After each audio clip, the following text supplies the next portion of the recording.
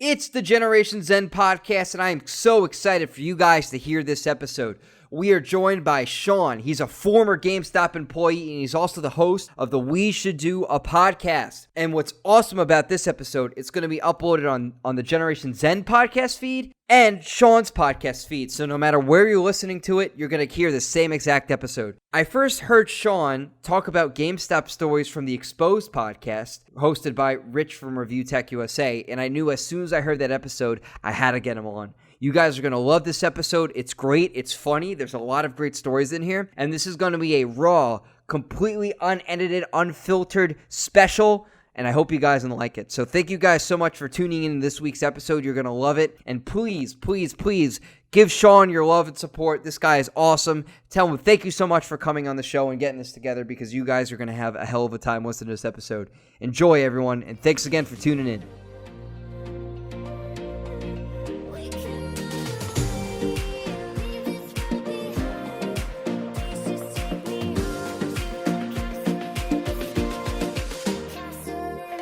And joining me for this special edition of the Generation Zen podcast, in one of my most anticipated episodes yet, I'm joined by a former GameStop employee who is also on the Exposed podcast by ReviewTechUSA, Sean.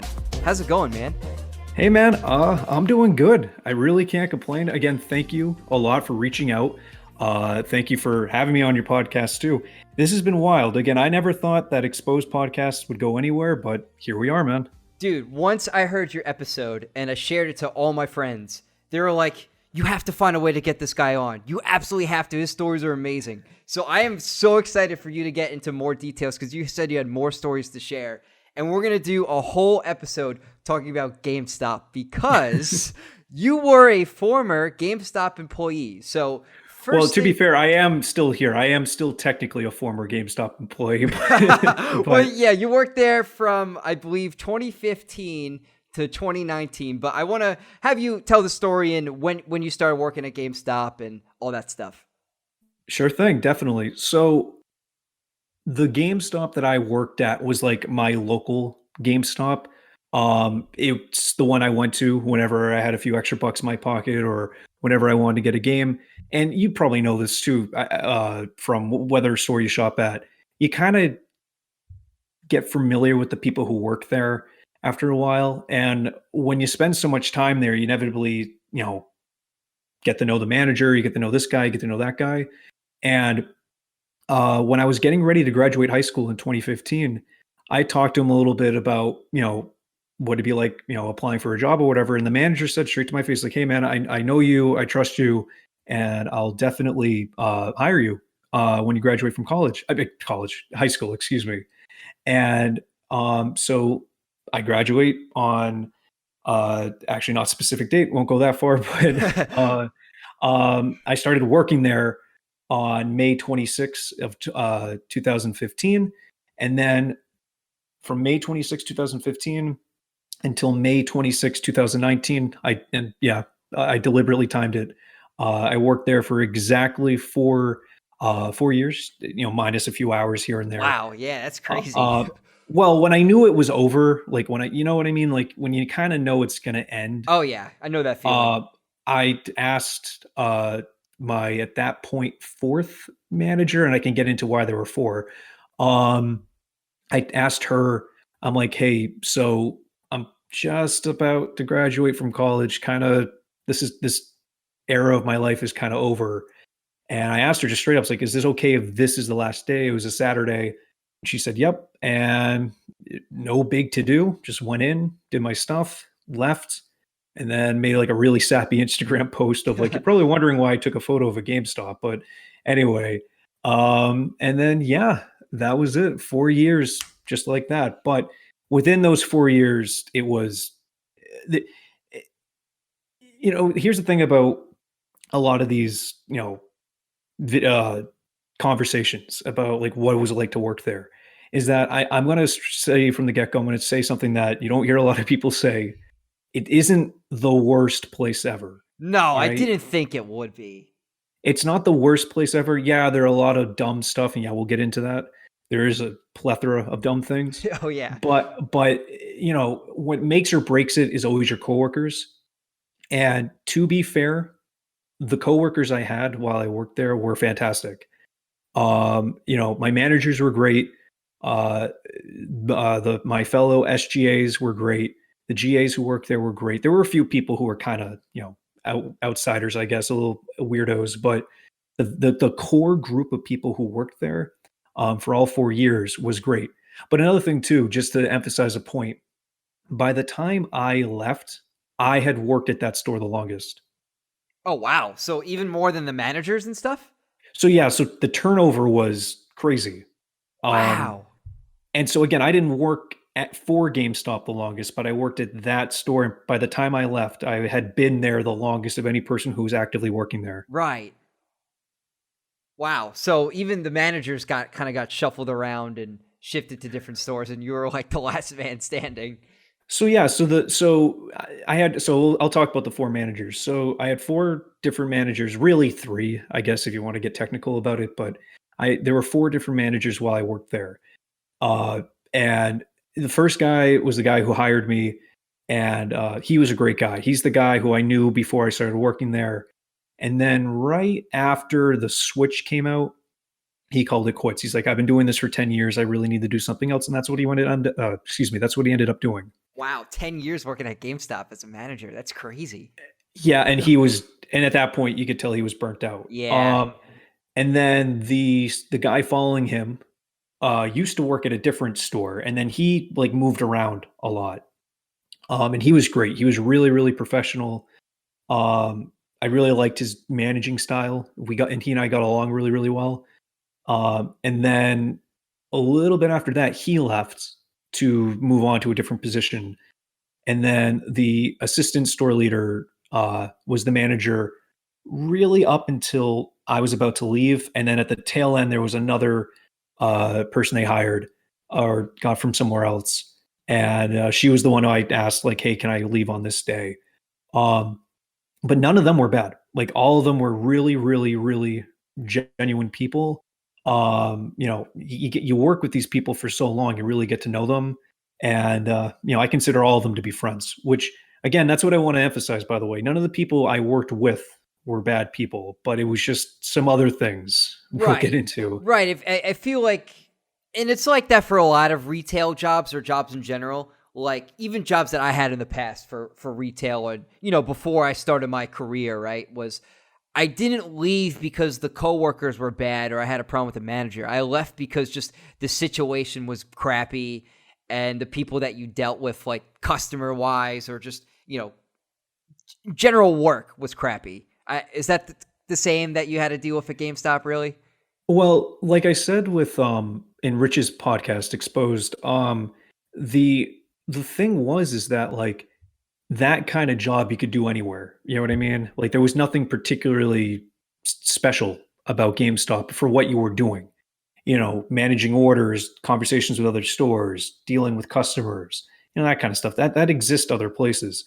But there was kind of like, see, I like gaming. I've definitely kind of morphed on it a little bit as I've gotten older.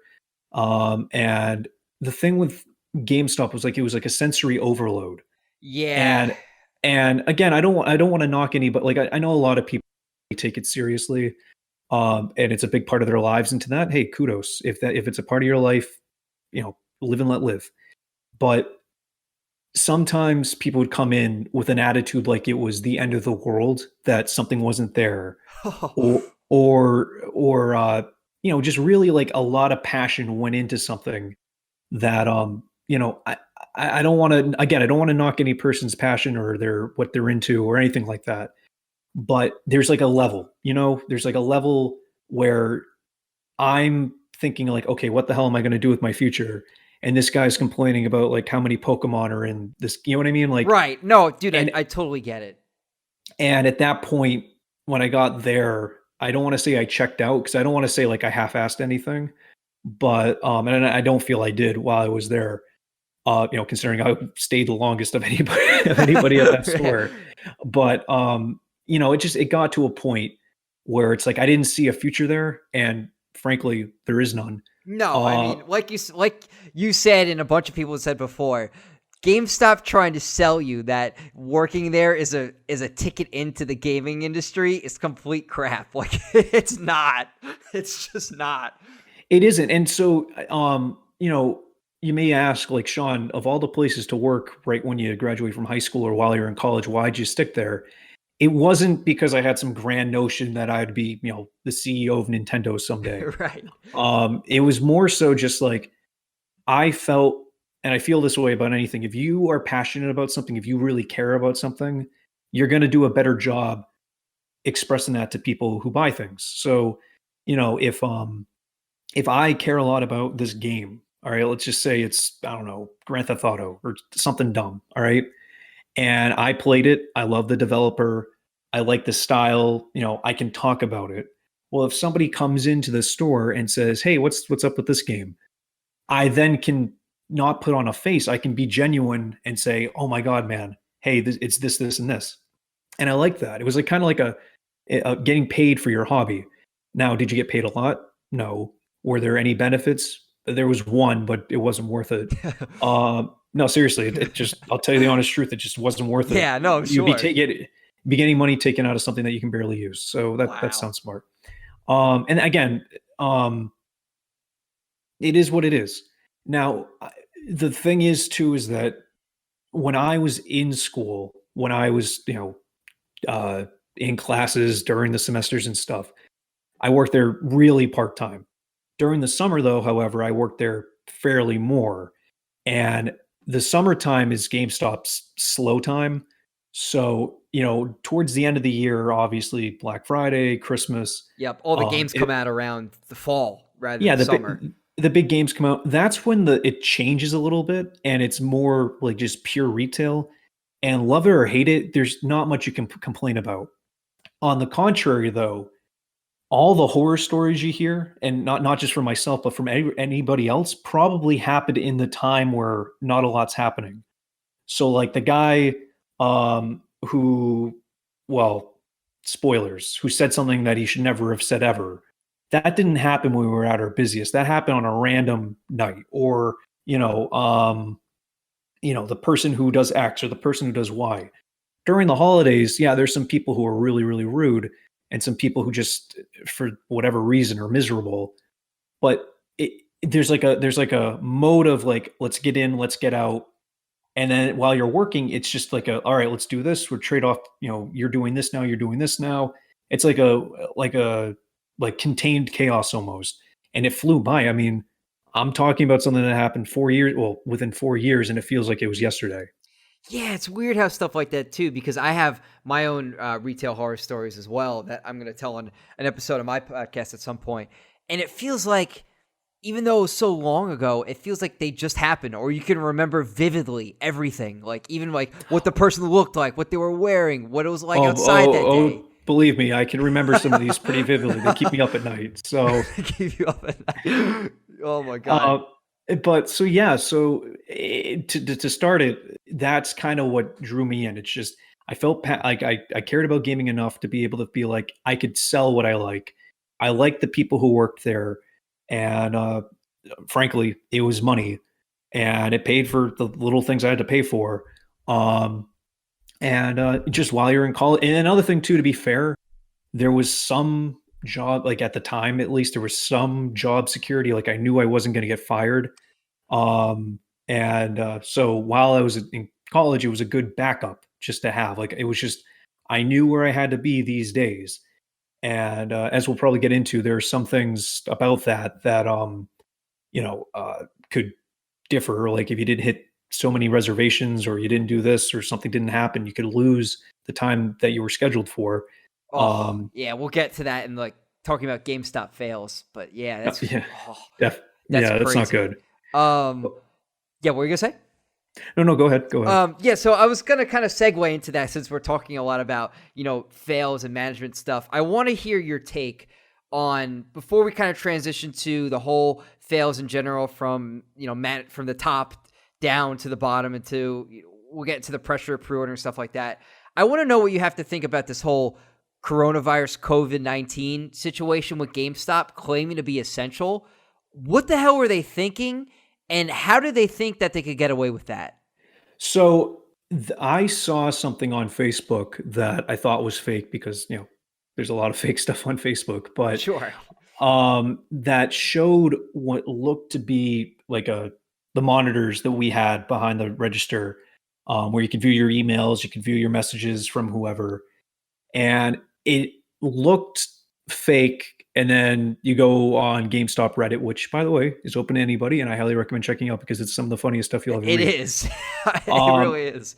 and there were other people sharing it too, and to which I said, "Oh man, I couldn't believe it." And they justified staying open because of the products and services they provide to be deemed, in their words, essential. Now, you asked what my take was on that. Well, I'm going to tell you something. It's not. It's not essential. No, it's not. There's nothing that they sell or do by any stretch of the imagination that is. Now, if they're viewing themselves in the eyes of like a Walmart or a Best Buy, even, Best Buy really isn't that essential. But in the case of an emergency and your refrigerator broke, well, Best Buy sells refrigerators. So I can see some necessity of keeping a place like that open. Right. And they sell Yeah, washing machines and stuff too at Best Buy. yeah, or a computer. Like Yeah, sometimes, well, especially if you're working from home, frankly, and you didn't have a computer before, you need to buy a computer. There you go. Or what, absolutely. or whatever the case may be. Um, but for GameStop, I, you know, I, they it's not the see, the thing is you gotta look at it 2 ways. They stayed open during a health crisis, and you can argue what the significance of it was. Well, if you do some timing of when they were open, what 2 games were coming out that they were banking on making money for? Yep. Animal Crossing and Doom. Animal Crossing and Doom, Two and huge selling games. yeah, and here's the thing. They put, and I don't wanna sound like some crazy, like, anti-capitalist person or whatever, but they put profits ahead of safety, and I I'm gonna sound really pretentious right now. I don't know what your take is if you're a physical game guy or a digital game guy.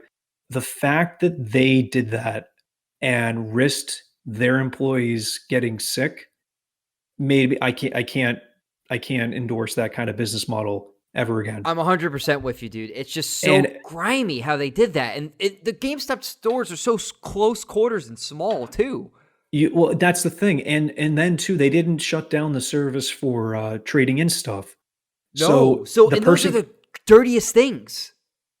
believe me, I know it from We'll get to firsthand. that later, but yeah, I mean, God, I and ju money and and the thing is too that they're so susceptible once this, hopefully it happens sooner than later, but once this coronavirus COVID-19 thing starts to die down a little bit and people start figuring out when they got sick, like what was the thing that caused me to get sick, and they realize like that one, God forbid, but that like that one GameStop employee who's like, yeah, I actually started to feel sick while I was working here. There's a lawsuit on your hands. And I just I don't want to make it overly simplistic, but I I don't even have words for how I feel about it.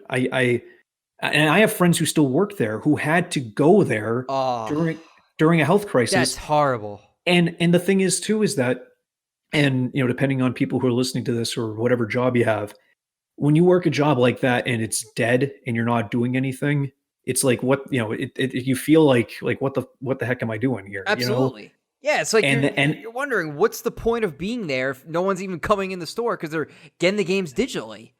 again, here's the thing. So like I pre-ordered Animal Crossing physically because I at that in a couple weeks ago I was still kind of being like, yeah, I'll get some games physically, I guess. And I when I was totally okay with the fact, like, okay, maybe I'll have to download this because of this human health crisis that's occurring right now. Crazy concept, guys. I have to change my schedule. But when I got a call from the GameStop I pre-ordered at, just saying, "Hey, just wanted to remind you that you had," and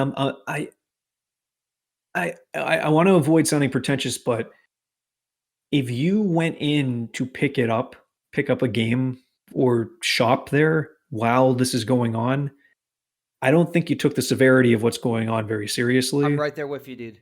And again, it's very easy for me to say, but like if you went in and just did whatever you did, you touched stuff, and even if you're fine, even if you're not sick or whatever, that's not helping anybody, and is a reason why GameStop stayed open because they knew somebody like you would come in. And I I'm not for it. I No, just dude, I'm 100% with you, because even for me, like, I don't even like going to the grocery store right now, or go to just hell, like any just walking around people in general, even if I am 6 feet. I just don't like that idea right now. And the fact that people would want to go to most GameStop are small. They're just one floor, just with everything kind of cluttered together, with people constantly touching stuff and looking at things. And again, the used games as well. Who knows what happened with those?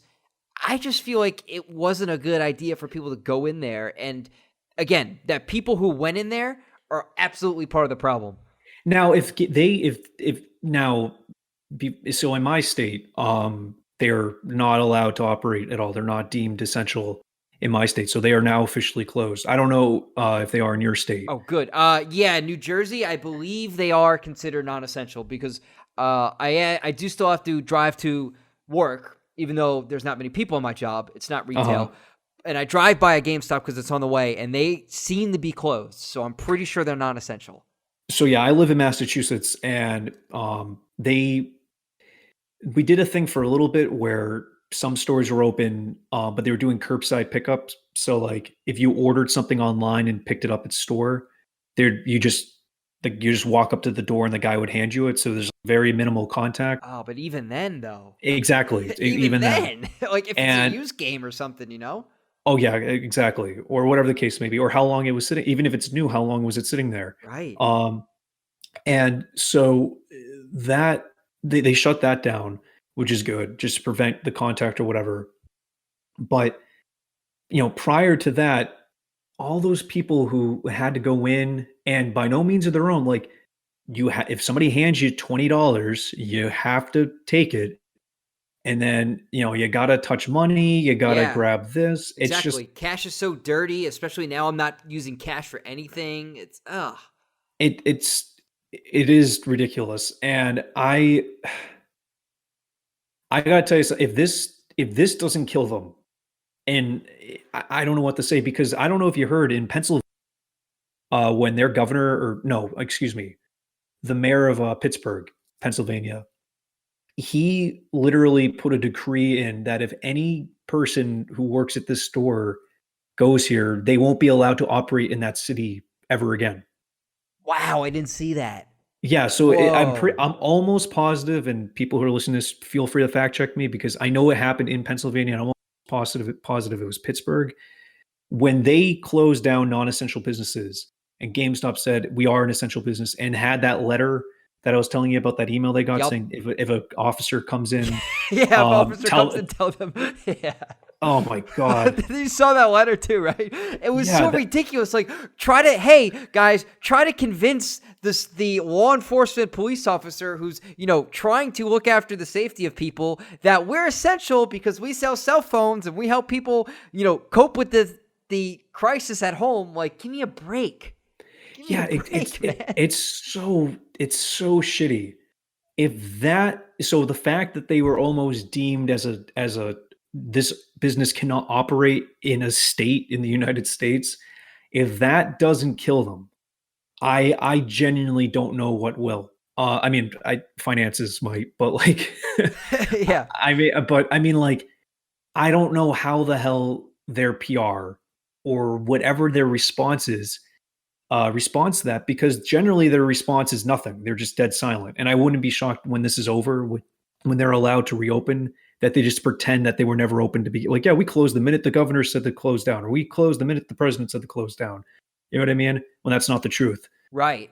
And But yeah, dude, because it's crazy. I was listening to a thing. You know who Mark Cuban is, right? He's yeah, of course. Yeah. right, the owner of the Dallas Mavericks, and Yeah. on Yeah. Shark Tank. He said something very interesting, and he's like the only, not to really get into politics, but he's like the only billionaire I tend to agree with on a lot of issues and a lot of totally. No, stuff. he's a good guy. And he's a good guy, right? He said that the way businesses conduct themselves during this crisis is going to have a longer lasting impact on the customer than the corporations realize. And I think that's exactly what's going to happen to GameStop, because I'm telling you, whenever, who knows when it's going to be, whenever things start going back to normal and I go to and I drive past the GameStop, I'm going to really hesitate before going in there. I'm going to be like, you know what? Those guys really mistreated their employees. They really screwed them over, and they put customers and their employees at risk while management was most likely working from home.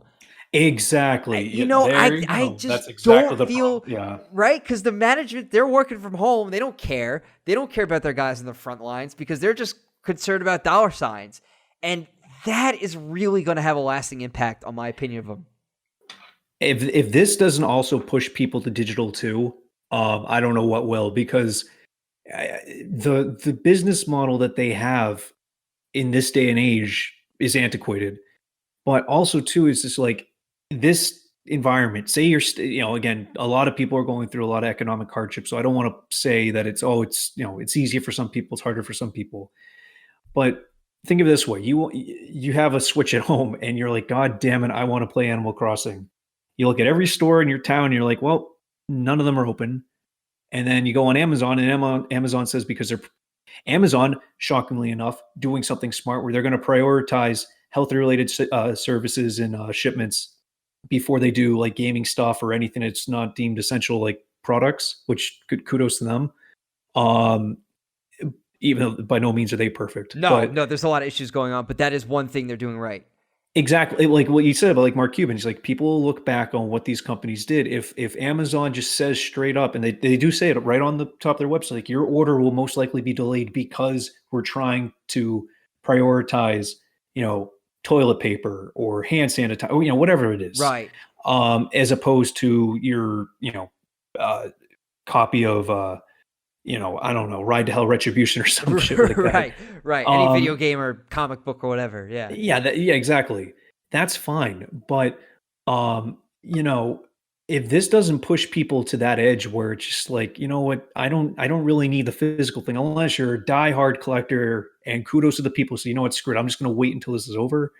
But, I genuinely don't see how the hell they can come back after this. Like, all right, guys, you're ready to buy games? Like, after a legit health crisis. No, and especially like you just mentioned, is that for me, for example, I wasn't sure if I was going to get Animal Crossing or not, but I saw a lot of my friends got it, and a lot of my friends really want to get it and want to play. And literally that day it came out, I woke up and said, you know what? I'm just going to splurge buy this thing. It's going to be the last, splurge buy until this is over, until things start getting normal. And I just went on the digital store, I downloaded it, and I started playing it immediately. I didn't have to go to the store and deal with a guy and worry about getting sick or something. I just had it there. So I think that can, you know what I mean? Like, or being asked if you want to pre-order something. Oh, God. Yeah, we'll get to that in a second. But yeah, it was just so much more convenient than having to deal with the hassle of going to the store. And guess what? It was the same exact price. Same price getting on the eShop than it is me going to GameStop. And now you have it. You don't have to worry about losing it. Yep. If you take your Switch somewhere or whatever the case may be, if you Switch breaks and you get a new one, it's always there. Yep, it's on the SD card. Exactly. You'll never lose it. You always have it. It's just simpler, less plastic to waste.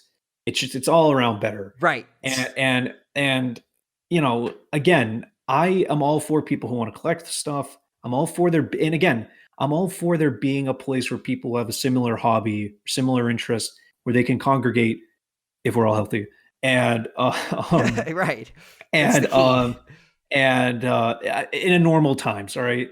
And they all come together and they can just express what they're interested in. I'm all for that. I am 1,010%, 1,000,000% all for that. But when I talked to Rich about this a couple weeks ago, or ReviewTechUSA a few weeks ago about this, I said that, like, if this is a place kind of like a those like hobby shops where guys come together. Oh yeah, I was just in one a couple months ago to do like it's not my cup of tea, but like Dungeons and Dragons or Magic the Gathering or whatever, where the premise is not to sell stuff. It's just a place where people can go to enjoy what they enjoy with other people. Right. They do that with model making and stuff like that as well. Yeah, whatever your hobby is, it doesn't matter. But if that's what GameStop is or was or could be, I'm all for it. To be a place to be haggled because you're trying to trade something in, or you buy a console and it doesn't work, that's apparently refurbished, or or whatever the case may be. That's the kind of stuff that I just don't. I genuinely don't see them transitioning in any sense unless they go that route. I genuinely don't see it going that way. And I say that as somebody who I have friends who literally still work there, and I wish them the best. And for any person who does work there who's just on the front lines, I'm willing to bet 8 out of 10 of them are good people. And I wish them the best. And I don't want anything bad to happen to them financially or employment wise or whatever. It's not the worker's fault. No, not at all. If you're It's being all told corporate. if you're being told to do something and then being told the amount of money you make will be impacted by how well you do something that is deliberately hurting business, that's not your fault. So I want to get into that, Sean, because we keep alluding to it and we keep mentioning it. The whole concept of pressuring to beat pre-ordered games. Why does corporate, every time you have to make a transaction, make their employees say, do you want to pre-order a copy of Red Dead Redemption 2? No. Do you want to pre-order a copy of Skyrim? No. Do you want to pre-order a copy of this? No. And they ask you over and over again until like 8 or 9 games later, you finally get to walk out of the store. Why do they do that? So the real simple answer is it's a guarantee. Well, quote, air quotes, guarantee that person's going to come back. So you have a routine customer. If you get them right before the game comes out, now a month from now they're going to come back, and then they're going to spend $60. So you just made whatever you make off of that. Oh. And then when you're there, you pose it again where you provide the day the game comes out, a trade-in bonus. So now they trade in a game, instead of getting $20 to get $30, and now they have an extra $5 to work with. Oh, I wonder what you could put that $5 down towards. Oh, another pre-order. And it's just a hook to keep things cyclical. But the real simple answer is to get that person, whoever they are, to come back again. And for some people, especially when physical was a little bit more prominent than it is now, totally makes sense, because you're telling me a game that I know is probably going to sell out, I'm guaranteed a copy if I only put $5 down and I can pay it off over time. On paper, that sounds great.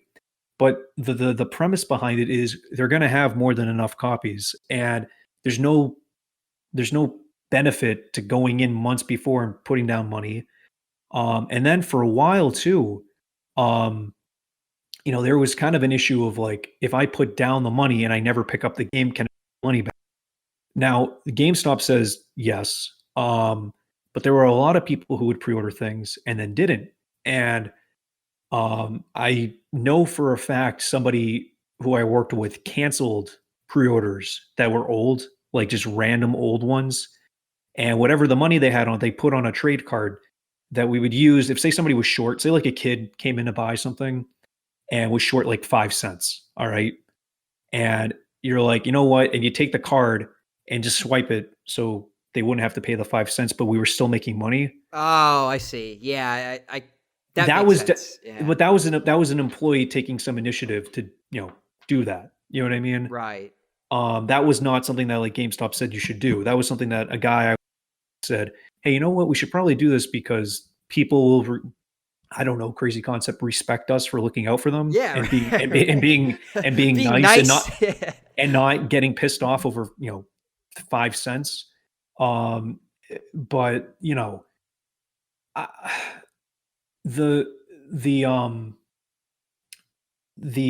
lost my train of thought. I'm sorry. No, it's okay. You're getting into the fact that being nice to employees goes a long way, as opposed to shoving down like corporate spiel by So the spiel was like, so you have like an older woman come in, a grandmother for, I don't know, holiday coming up, Easter. Right. And I could say this as real quick as a side note, Sean, that my grandmother just so happens that she typically is the one who buys me the video games. And even since I was a kid, she always did that for me, and I was always appreciated that, and that's kind of one of our things. And Yeah, totally, man. it's just it's just a nice thing that she always does, and that's one of the things how we get along and stuff.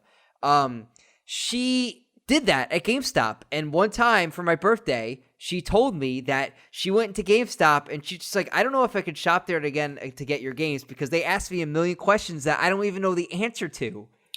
Exactly. And the thing is that the honest truth is that if a woman, if a You okay? yes, just something fell real quick, it haunted. But anyway, so yeah, like if of an older woman or older man or whoever who you can just tell from a mile away is not interested, doesn't know what you're going to ask them, and just wants to buy whatever they have in their hands for their grandson or kid or themselves, maybe, who knows, you can just tell immediately that that person's going to say yes or no. And then somebody a little bit more like if you came in, you and I are around the same age, if you came in and I could kind of tell you're a little bit more savvy on how these things work, yeah, maybe I'll ask you. But if your grandmother came in, I probably wouldn't ask her because I know she's going to say no, and that's less time I have to talk to her and more time I can spend on the next customer to keep business moving. But of Exactly, course, because she's going to buy the game anyway because she's there. yeah, exactly. And then there's certain things you could aim at, like, I'll be honest. Now I'm putting on the GameStop hat again. I can imagine, your grandmother comes in or a grandmother comes in and she buys a game for her grandson. And then you say, "Hey, that's a gift. Don't you want to protect it?" And then to where she says yes, and then you say, "Okay, for $3, we can add a warranty on it for a year. So if anything happens on their end, they can come back in a new copy." Which, again, to defend GameStop, I did the same thing on the Exposed podcast. I will defend that policy. That is a real thing. If you spent $3 on those warranties and you came back, if and or but you got another version of what you bought originally. That is a real thing that does exist. And if you happen to shop there for whatever goddamn reason, I do recommend getting it because you are guaranteed to get another copy of whatever that is for exactly 1 year, regardless if it breaks or anything like that. Right. But see, that's something that makes sense in that transaction with that person. But Especially to be if like, it's a gift. Exactly. yeah, and that's just normal conversation. That's how normal people talk. But the higher ups at GameStop, and I'll segue to a quick little story. Yeah, So please, so please. so we had when I first started working there, and you've probably seen this in people listening. You've probably seen guys working there at GameStop with like an iPad, and the iPad can look up coupons. It can look up active offers. It can look up pre-orders. It can look up all this stuff. And there's two ways to look up somebody's information. You can manually type in their Power Up Pro number or card number, which is really long and you're never going to memorize it, or you ask for their phone number. So one of the higher ups one day came in to GameStop, my boss's boss's boss. Oh, damn. And this is the kind of guy who just screamed like PR, Yeah, like screen corporate marketing, he tucked in his he tucked in his polo shirts and and ironed his jeans, that kind of guy. Yes, I know those kind of people. And so he comes in and we have like a little powwow meeting where he's like, "Hey guys, we're gonna try a new approach with the iPads." And this is like when we first got the iPads. And he's like, "We're just gonna try going up to different people or whatever, different customers who come up. And we want to just try the sales pitch for asking people for their phone number to look up their Power Up Pro account." And they gave us the script. They're like, "Just word it the way you want to word it, and then go up to somebody and ask them." So we all took turns. I went up to somebody, and the person says, "Yeah, no, I'm all good. I'm all set. I'm not going to give you my phone number because I'm a total stranger. I don't need to know your phone number." Right. The next guy goes up, asks the same thing his way, totally fine. The employee could kind of, not the employee, the customer could kind of tell, like, "Yeah, you guys are being asked to do this." Totally fine. No issue. The manager of my store goes up, does the same exact thing, still doesn't work. Then he's like, "I wonder why it's not working." And then there's this guy in the back, like the GameStop I worked at, the Xbox games were at the back of the store. And I don't know, he's looking at the games And the guy walks up with his, tucked in polo shirt and proceeds to. He looked like a dork. Or I don't know how else to put it. No, I know. The guy looked like an absolute pushover. I don't know what the hell he's doing now, but he just sucked. He just sucked. And he walked up to the guy, and without even doing the sales pitch, he's like, "Hey man, can I get your phone number?" And the guy looked at him, and he's like, "No." And then I swear to God, he said, after the guy said no, this corporate guy, I don't know what his exact, I don't remember the exact position off the top of my head, but relatively high up, proceeds to say, "Why can't I get your phone number?" And No. I swear to, dude, I wouldn't lie to you. I swear to God, crap. the guy he was asking walked right out of the store. He comes back to us and he's like, "I don't know why that didn't work." And No. and internally, Wow. it was the most tone deaf thing, retail thing I've ever experienced in my entire life. You ask random people, you have nothing on you that implies you work there. You have an iPad that does not imply that you work. It's just like a normal iPad. Yeah. And you go up to people and ask for their phone numbers without any context, and you're surprised people say no. Wow. I mean, that's just like 101. That's like, imagine, just go back to high school or college, whatever. Imagine you just go up to random people in your class. "Hey, can I get your phone number? Hey, can I get your phone number?" That's exactly what that guy was doing. And then, but it didn't click home to him. There's like, you just lost a sale. That guy would have bought something and we would have made money. But because you had to go out of your way to be a friggin' weirdo Creep him out. Yeah. and creep him out, he left. And that's Oh. the thing that I just I don't know if they, like, it literally seems like trying to fail, because for Christ's sake, it doesn't take a rocket scientist to hear that conversation and be like, that's the. And the guy's like, "What do you mean that's the problem?" It's like, "You're kind of being weird." And the guy, and the guy, to no surprise, says, "I'm not having it," because he realizes there's things more important than video games, like your, I don't know, privacy. But oh my God, that's the shit that just, you would read the script, you would get the download, you'd get the memo, like, "Hey, we're trying," or whatever. And again, everybody did this differently. Everybody had their own spin on it. I had my own spin on it. My manager had their own spin on it, so on and so forth. And he made it work. Like, that warranty thing I was telling you about? Yep. I was really good at doing those. Like, that was my thing, because as you could tell, I don't even work for the company anymore, and I still recommend it. Right, because it's a practice you believe in. Exactly. And they were called GPGs. That's what the little term is. Any person who works at GameStop can agree with me, because that's just what they're called. And the numbers for those, you would see how many pre-orders you got, how many trade-ins you got, and by trade-ins, like how many trade-in sales you did, how many pre-owned games you sold, and then you'd see like GPGs. And mine were like the highest ever, like in the store. Wow. Not ever, like not like, I know, weird flex, but but like, mine were just from our store. Like, mine were like everybody else is like in the 40s. Mine were in the 90s. And the thing is that, okay, and now I'm going to sound a little, like, why didn't I get recognition for something I was exceeding in? There I am, obviously proving that if you say it this way, it works, and we're making money off of this. And yet it didn't change anything. And that's when, and I said this on Rich's podcast, not to keep segueing and saying, "Hey, I was on another guy's podcast." No, too. it's true, because there's a lot of context between the two. But the thing is that, like, if you're putting in that extra effort to try and make something work by adding your own twist to it, so you're not only putting in, not that this is hard at all, but like just being personable, being respectful, understanding the product, understanding the atmosphere with the customer, and it works, and you don't get any recognition for it, your initiative to try to do better dwindles completely. And you're like, "Screw this. If I'm putting in all this work and I'm not getting any sort of, recognition or reward or anything, why am I going to keep doing this?"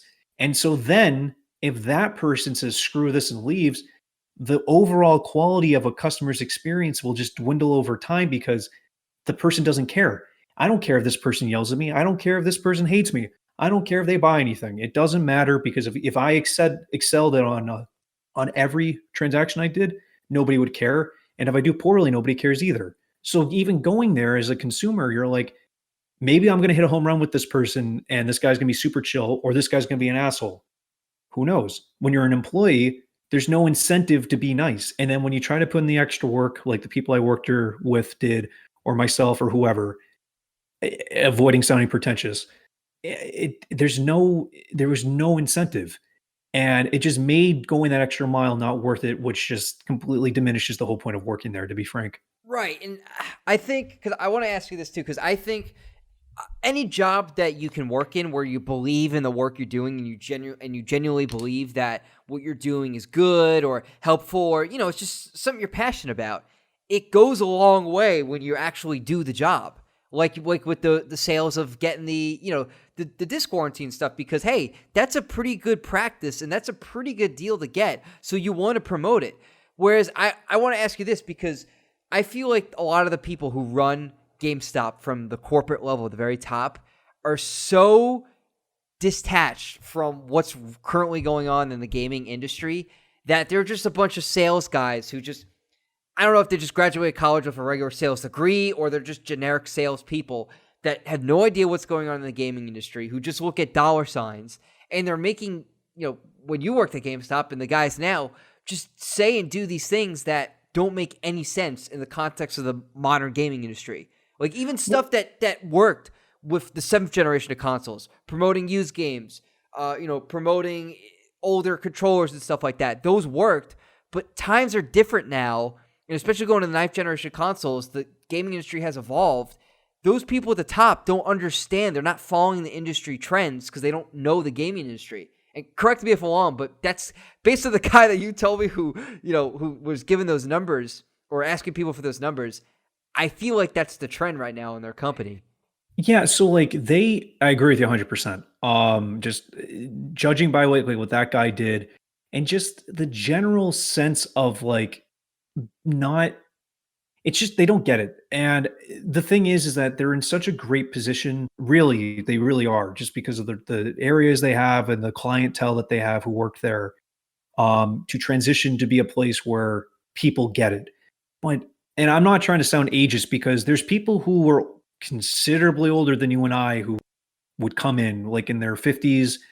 I don't know if they were in their 60s, but they're their 40s and like in their 50s who were like really into it. Like they really, for whatever reason, really cared about gaming. Sure. And a lot of people, believe it or not, in that age group do care a lot about gaming. Yeah, the biggest demographic for people who play games, I think, is in their 30s. I think like if you really did the math, they have the most disposable income at the moment. 30s to mid 40s, I believe. Yeah, something like that. And if you do the math, that makes sense because they were the first generation to grow up with gaming, so it makes more sense.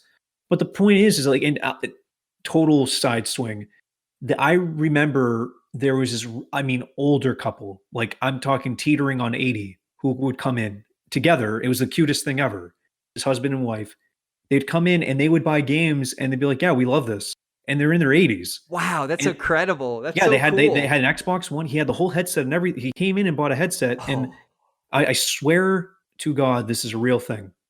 And he's like, yeah, so when my wife's asleep, I can put the headset on and I can play whatever I play. And they would play like racing games and really lighthearted stuff. But that's so cool. It's the principle of the thing that there's no age on any of this stuff. Yeah. So the reason I say that is because there are legitimately some people who work there. And I don't know I'll be honest, I don't know all the inner workings of every, higher up who works there, nor should I.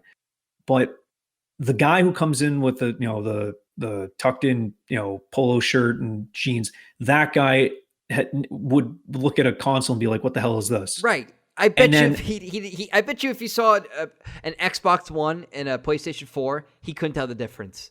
Oh, 100%. Even if you had like big signs next to him saying this is the PlayStation 4 and this is the Xbox, you'd be like, I don't know what I'm. Yeah. Exactly. And now, to be fair, in these companies, sometimes you have to. Now I'm putting on my management minor hat right now. Sometimes you have to have people who have external experiences who look at things analytically to tell you what's working, what's not working. Sure. So as a corporation, of course these people exist, and of course there's the paper pushers and the people who who just make the Excel spreadsheet or whatever, who go through the analytics and be like, this is working, this isn't working, and here are trends that other companies have done that may work. 100%. There's no denying that. And like this, the current people who run GameStop probably look at it as more of like a money making opportunity, which again, hey, you got to support that hustle somehow.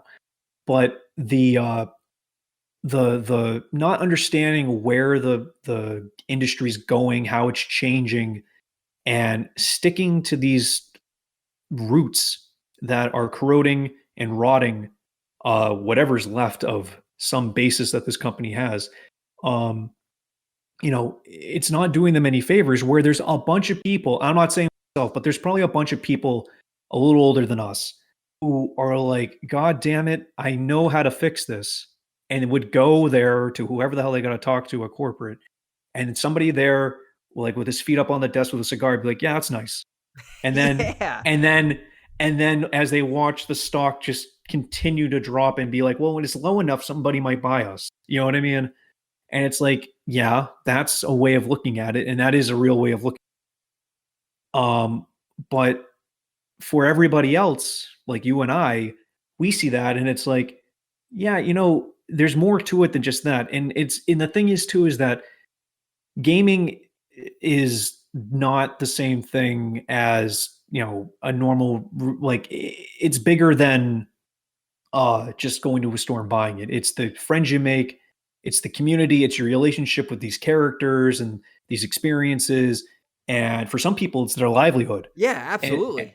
And it's a part of my life, just like it's probably a part of your life, just like it's a part of a whole bunch of people's lives, just like how movies are, or music, or anything like that. It's on the Right. same pantheon of that, where gaming is different than anything else, but it's kind of the same thing as music and movies and TV and books and all that stuff, where it means more to different people in different ways. And they just don't view it that way. And again, I get why they don't, but if they did, they would probably look at this and be like, we can size down a little bit, focus on what the consumers want, and at the same time rebuild our brand to be what it was when we were little kids. It's kind of like this abyss of like, oh my God, this is the coolest thing ever, for people of all ages. And well, they're just not doing that. Right. No, exactly. They're not, and they're just so out of touch, because I always point to this example, dude.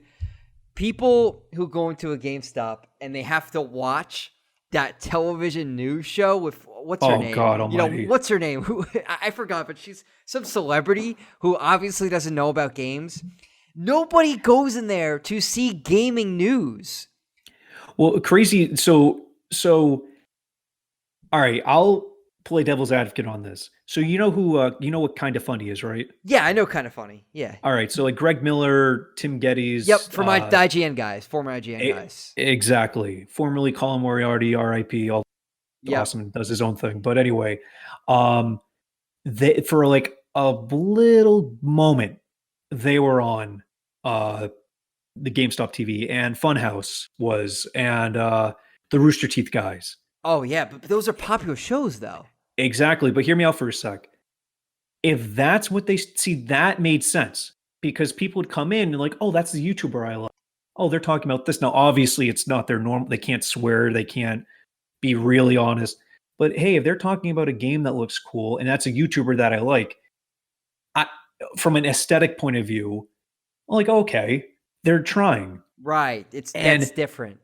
And it's 100% different. But the actual, like, man, I can't wait for Crayola Scoot to come out on Yeah. on the PlayStation 4. Can't wait to play that, guys. And there's like a guy, is totally just like, they have this one guy who does these unboxings with all the dumb shit they sell. And he has like the least enthusiastic voice ever. And I'm not knocking the guy, like it's not the easiest thing to probably do, but he has no charisma. And he's like, wow, I can't wait to unbox this Infinity I gotta Gauntlet. look that up. I don't know who that guy And is. he's I don't know his name, but he's Oh. been there forever. And I think he runs their social media, which go figure, it doesn't work. Yeah. But like Oh he my put like God. he looks so not interested. And it's his voice. His voice is just like, dude, you're not meant to do this. And I'm not knocking the guy. I'm not saying it's, you know, there's a point to it's like, dude, I don't know who saw this video and who edited it, but I don't know, 3 brain cells could look at that and tell you, yeah, you know, that wasn't good. That wasn't a good take. No, And it it's feels fake. And that's the thing. I was gonna say it that's the thing. It feels fake. and it's so easy to see that it's fake because the reactions people are having are not genuine and you can see it in their eyes. Like there's this weird thing about like when people smile, if your eyes squint when you smile, you're smiling. Like whatever it is, you're happy, like in a photo. But if you smile and your eyes are open, you're forcing the smile. Yep. So, like a lot of celebrities, when they take photos with a bajillion people who they don't know, their eyes are wide open. They're just doing a fake smile, but their eyes are. If their eyes were closed and they, you know, they have their arm around somebody and they're taking like a selfie or whatever, that means that there was a connection there, that that person left an impact. When those people laugh and when those people smile and they're, you know, doing the cutaways or whatever, it's not, it's just, you can feel it. It's just, oh, and believe me, when you work there for 8 hours or Oh, and you have to listen. I was gonna say you have to. and You yeah, had to listen to that crap for. oh Oh my God. God, And it it's such. You sucked. know what I mean. Like again, not to knock her because again, you do what you got to do to get money and be on Oh yeah, TV 100%. entertainment, Yeah. 100%. But and she's reading off the script. She's doing what she has to. Told me. Trust me, I get it because I work in media. I know how those anchors and reporters have to do because I've seen it firsthand, and I know that's just what they have to do. I have buddies of mine who are reporters, who are anchors, and they tell me all the time, yep, sometimes we get to do multiple takes because the producer wants us to sound like this. Fine. But it just doesn't work. It's you know what I mean? She sounds so high-pitched and trying to be like, and now Doom Eternal comes out next week, and you guys are going to love this game. Like, it's so fake. Pre-order it now. Pre-order it now. You're gonna love this game. And again, random Jump Force, guys. Jump Force is the next big fighting game. It's like, God, they're trying to promote every somewhat popular game that they can market, even though the general consumer knows it's gonna be bad. Like, Honestly, all they should do on those TVs is just play trailers. That's it. That's all they had to And do. Play trailers that's and be like, wow, that game looks cool. Oh wow, the new trailer for Final Fantasy VII Remake. Oh, that looks awesome. I don't need someone telling me about Final Fantasy VII Remake that's fake when I can either A, go on YouTube and look it up and hear, a real honest critic talk about it, or B, just see a talking head for most of the time when I can, depending if the store's crowded or what, can barely hear what she's even saying. exactly. And here's some real inside baseball. So when the store closes, that TV's still on and it switches to like a pre-recorded message from like somebody at like their headquarters or whatever. It's the same Oh. people talking and they still have the same enthusiasm about like, hey guys, we got to hit these sales for this thing. And it's No like, and way. I swear to God, I and didn't it's know the that. and Holy it's the crap. and it's the same actors they have being like, yeah, guys, you got to hit it. And it's like, all Oh, right, God. please, you got to stop because if the guys at the top echelon think, "Oh, we got him now. We got him hook, line, and sinker. They're gonna love this," and then we listen to the spiel all day, and then we're cleaning up, we're vacuuming, we're putting out new games, we're price changing, whatever, getting ready for the next day, and all of a sudden the trailers stop. It gets real quiet, and it would get pitch quiet because you've been listening to music and dumb stuff all day. It would be like a pin drop and you could hear it. And then all of a sudden it would be one of those people being like, hey guys, so quarter 3 was a really good quarter or whatever. And then you'd see somebody like sitting on a couch like, yeah. And it's like, shut the fuck up. So they really try to act like their company is doing well and they're successful. Oh my God. Well, I mean, they would say Wow. real. I mean, credit where credit's due. They would say real stuff like, hey guys, we're going to be doing this and we want to try to hit this goal. Yeah, 100%. That makes sense. That's a normal thing to say. But the people who would be like encouraging you to do it were the same people telling you to buy Crayola Scoot. So it's God. like, yep, yep. I feel like I got my backing on this So one. not only are they trying to act fake to their customers, but they're also trying to act fake to their employees. To like drive home the fact that that's the message that they want. Oh And God. again, somebody somewhere in Grapevine, Texas, or wherever their real headquarters is probably thinking and looking at that like, yeah, we really spent a lot of time producing this and making this nice. And to their credit, occasionally they'd have like a cool, like here's a good example. You know that Xbox controller that's made for people who have like various disabilities? Oh yeah, I love that controller. It's such a cool concept. It's a amazing idea, like a real, because it's not going to sell well because just the demographic of people who that applies to is not as big as the average consumer. But it's not the point. It's the fact that this multi-billion-dollar company looked at that and it's like, we want people to play games no matter what their predicament is. Exactly.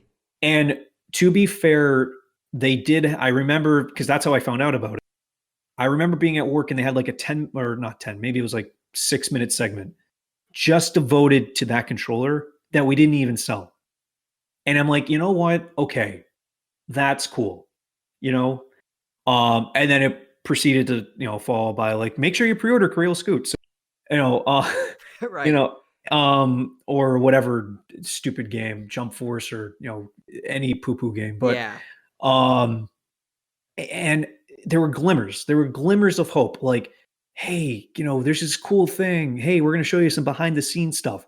That's cool. Did they do it very often? Of course not, because excuse me, why spend money if you don't have to?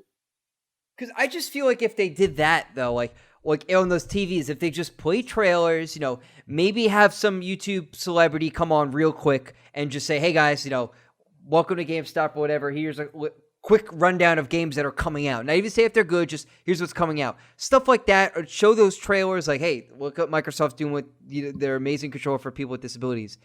That would go a long way, rather than someone trying to literally read off a fake script trying to sell you on just stuff that most people already know. You know what I'm Oh, saying? 100%. So 100%. yeah, that's just how I feel about the TVs, and I'm glad you agree with me on this. But I need to hear. So we kind of talked about the corporate end and the mistakes they're making. I need to know personally, because part of the reason I had you on the show is because you have awesome stories, legendary GameStop stories, some of which you said you haven't told yet. So I'm going to let you take it from here. I want to hear some GameStop stories. All right, so one thing that I love, because we would have nicknames for each other. So uh well, how is the best way I could put this? You know what? Screw it. I don't care. So my last name's McCarthy, and I told those guys a story once about some person who spelled my name wrong, and so my nickname while I worked there was McCarty, and it's dumb. I'm not expecting anybody to laugh at it. It was a dumb inside joke. As you're like, oh yeah. Yeah. It's just funny because it's like, I know those things as inside jokes. Trust me. Yeah, Yeah. just dumb little things. And so we would come up with nicknames for each other. And this one guy came in once. This dude, I don't know how to describe him. He just kind of like that guy who thinks like, "Hey man, what's up? What's going on, man? Hey, can you get me a deal? Can you get me this?" Oh, those kind of people. And he Yeah. came in with like a cardboard box, and it had a bunch of like, when people bought DVDs, they came in these things called cases, and you could fold them out so you could take the advert for whatever movie you were watching and put in something else. And this guy had probably like 20 of them. And like he'd open, and I wasn't doing the trade in, and this guy opened it up and checked the disc out and put it back in the case, and then typed in whatever game it was, like Madden '06. And the guy, I don't know, got, let's just say, $20 or whatever. And occasionally the manager would come by to just take a look at the trade in, being like, yeah, that's good. Hey, did you double check this? Hey, make sure you put that as defective. Hey, we can't take this, and dumb stuff like that or whatever.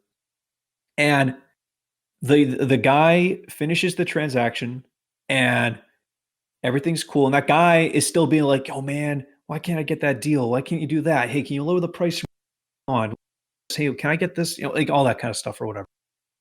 And the manager walks up behind the counter and they're processing the trade, which is like you get all the stickers printed out, you put the games in the sleeves or whatever. And I'm ringing somebody out, and my manager's like, "Hey, I think these are fake." And I swear to God, man, every single one of them was like a burnt disc. Like, Whoa. no, but like they weren't even like good. Like it was like Madden 06, but the printer was off.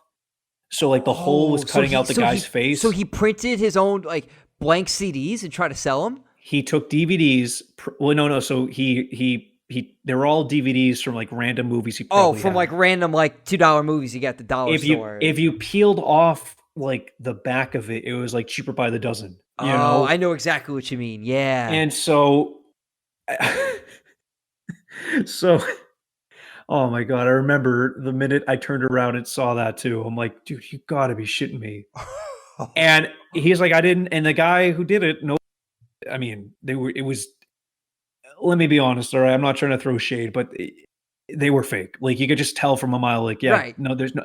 And so the transaction already gone through. The guy had gone. So at the GameStop I worked at, we didn't give cash. We only gave trade credit. So he had his trade credit card, and he could do whatever he wants with it. And I don't know if there's any process of like rescinding the money on there. Like hey, we're going to give you the games back, but we're taking back the money we gave you. I never Yeah. once ever saw that occur ever. But that guy went to go do that. He went to go shop or whatever. And then my manager's like, "Hey man, can you come over here for a sec?" He's like, "Yeah, what's up?" And he's like, he's like, "Hey man, no disrespect, but these are fake." Or whatever. He's like, "No man, I got that prime Xbox 360 graphics, man. That's some prime shit. I swear to What? God, that's what he said." He's like, "Yeah, What? man, I got that prime Xbox 360 graphics. That's some real shit." And so the guy who traded in, his name was Eric. Not going to give away his last name. His name was Eric. And so Eric was on that day dubbed Bootleg Eric. And Bootleg Eric. Bootleg Eric. And I called him that until the day he left. Again, hey, I was called McCarty. I had to come up with something. Yeah, Bootleg Eric. Wow. But it's just like I wish I had a photo of it. I really do. Like I wish there's so many things I wish I took a photo of, and like in the moments these things happen. But like that was one of those things that just it didn't it just look it was so fake. It was beyond fake. And then so another thing that happened. So at a lot of these retailers during the holidays, they hire seasonals, and Right. a lot of them were really, really good guys, like really, really genuine good guys. Two were not, and I'm going to tell you about those two. So this one guy named, let's call him Adam. I don't think that was his real name. Let's just call him Adam. Sure. And he, I was showing him how to do certain things or whatever.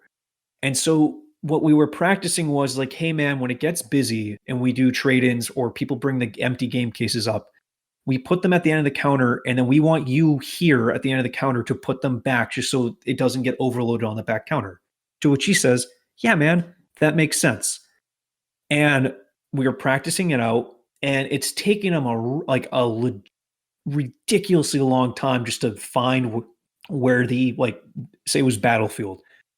AAAAB, there you go. It's not that complicated. Right. It was just taking him an exceptionally long time. And then like around, I don't know, 6:30 that night, he's the manager's at, hey man, can you go you can go take your break. He's like, all right, man. And he went out back, and I had to go to the bathroom, so I took a leak, and I walked out back, and he is like just zonked out back. No. Just like head on the like we had like a back table desk, head on the counter, just zonked. And I'm like, I'm not gonna bug him. Wow. Maybe he's not feeling good or whatever. Yeah. You know what I mean? So I go do my thing, I come back out. He comes out, and then not perfectly on time. He comes back out of the back or whatever, and he's still putting the things back or whatever. And then you see him kind of like, when somebody looks like they're gonna pass out, Yep. Like they're kind of like waving back and forth a Yeah, little they're bit. like looking, hazy. The Yes. dude is drooling from his mouth. And Oh. I don't want to insinuate anything, but we're smart enough to put two and two together to get four. Yeah. That guy was on something. Oh my And God. And he did it in the break room. he had to have, or maybe before, or it was just hitting him at that point. He was so dude, so out of it. Like you couldn't even talk to him. He was fired immediately. Yeah. He worked there for maybe 4 hours. And he was already that desperate to start messing around. Wow. Yeah, and I'm not. Hey, everybody has whatever, but like, don't do it at work. No, like, you can't do that at work, man. What you do at general, home? Especially you work in the public. and we weren't even that busy. But he was like, I have a vivid memory of standing at the register and looking down where the counter went, and then down where the TV was, where the PlayStation games were, and then all the way at the back, like I said before, where the Xbox games were. And he was wearing a white polo shirt and jeans, and I remember him just rocking back and forth. And I'm like, oh man. And I told my manager, and I'm like, hey, buddy, I'm not going to say his name either. Like, hey, man, I don't think Adam's doing too hot. And they had a conversation. To this day, I've never seen him again. Yeah. Holy crap. Yeah. Maybe who knows where he is even now. Oh, well, to be fair, I hope he's doing well, and I hope that he has a very prosperous life and figured things out. Yeah. Hopefully. Knock on wood, hopefully. So another guy who was a seasonal who I just couldn't stand. I actually genuinely don't remember his name. That's how much I didn't really care for him. That's a shitty thing to say, Sean. Anyway. No, it's so true, man. Trust me. I don't remember him. I don't remember his name. But he was like my height, and I'm not the tallest guy ever. I'm 5'8", but he's like a little shorter than me, and older than me. He's in his 30s, completely shaved head, and he had a bushy beard, and he came off like the chillest dude. Like he was like super chill, super nice. And now that I think about it, I do remember his name, but I'm not going to say it. And then like when we're shooting the shit, like it's, nobody's there. We're just kind of like, detoxing a little bit, and just, no pun intended. And just kind of like, rewinding for the day. You know what I mean? He'd tell these stories or whatever, and then he'd get like super aggressive, like really, really, really, really aggressive. And it was like a weird, like, when you have a conversation with somebody who switches, you're like, oh, all right, man. And yeah. And then they're like, yeah, man, it sucked. Fucking sucked. And you're like, okay. Okay, relax. Chill out. And it kind of, the conversation ends, That's how like every conversation with him went. Where like he'd be talking about something and he'd get like super serious, and then it would end. And he started off super cool, and then when you start talking to him, it didn't click. So he worked there for a little bit, and then he left. And then what fucking Final Fantasy game came out that the online one, like 14? Oh, yeah, I'm not a big Final Fantasy guy, but yeah, I think it's 14. Okay, fair enough. Right. It's not really my thing either. Yeah, I think it's 14. The online, it wasn't 15, it was the online one. Right. So like it was like, oh my god, Stormbreaker, whatever. It was something like that. He pre-ordered the special super edition one when he worked there. And this is the secret truth about pre-orders, you only have it for 48 hours. So it doesn't matter how much money you put down. If you don't show up within the first 2 days, they will sell your copy. Now, here's the thing. The money that you put down, you can get back. You can get back, or if they have it in the same thing in stock, they'll, give you that version. Like, you don't have one with your specific name on it. And again, it only lasts for 48 hours. So he comes in one day, and his girlfriend's with him, and his girlfriend's giving off like kind of shitty vibes. She just has an attitude or whatever. And he comes up to the counter. He's like, hey man, I just want to pick up my pre-order. He's like, it's good to see you. I'm like, hey, and I'm trying to be nice. I'm like, hey man, it's good to see you. You know what I mean? Hope you're doing well. And so he's like, yeah, man, I pre-ordered this thing. I look up his name. I find the things, like, yeah, there it is. And I'm looking at the release date, and it was like in February, and now we're in like, I don't know, May of that year. Months later. again, I want to emphasize, by the way, ladies and gentlemen, he worked here. He worked at this specific place. He worked for this company. We're like, yeah, man, I don't think we have it. And he's like, what do you mean you don't have it? I pre-ordered it. And I'm like, uh, well, and I'm just saying the thing I would tell anybody. It's like, well, you didn't come in, and also you worked here, so there's not really an excuse. Now Yeah. you forgot, and you just suck it up, and you're like, whatever. You would have thought like I like called his grandmother the C word. You know what I mean? Like you would have Holy thought crap. you He would was have that pissed? he was so pissed. He's like, I can't believe you guys suck. I can't believe you guys do like he was like a dick. He's like, this company sucks. You guys suck. I can't believe you wouldn't help me out. And then my manager at the time's like, dude, you didn't call, you didn't say anything. You know, you didn't do like he made a whole scene about it or whatever. And then his girlfriend to the rescue proceeds to say that we all suck and call us all names or whatever. So he gave him the money back and he left. And then the next person in line was like, what was his problem? And then I forget who, it wasn't me. It was somebody else who said it. It was like, I think he's just like a disgruntled employee or whatever. That guy fucking sucked, man. He sucked. Oh And man. it just didn't make any sense. It's like, dude, you friggin' worked here. Like, for Christ's sake. He worked there and he should know the policy anyway. And let me tell you something. Was it the end of the world? Fancy Final Fantasy game. Well, I'm going to tell you something. No, it's not. No, it's not. You can live without it. And guess what? The money that you put down, all the whopping $5, You get back. you get back, and or we can just order it for you and have it delivered to your house. How convenient is that? And Nope. I just don't understand too this, like, if he was really that excited for this game and he wanted that bad, why didn't he just pick it up when it first came out? No, because see, he worked there, so he assumed that you just have it forever. Oh You my know, God, because he this worked there. Idiot. Yeah, not smart. Idiot. But I think the one that I know you wanted to hear, and I have said this in other places, but the creme de la creme of what the fuck at GameStop Oh yeah, I know what you're gonna tell. is so where I live.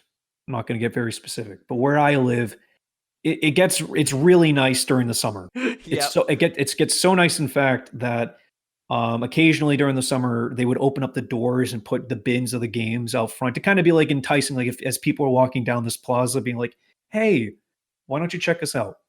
And this one day in particular, it was particularly hot. Like it was definitely close to 90 that day. And where I live, that's kind of weird. Like it doesn't usually get that hot.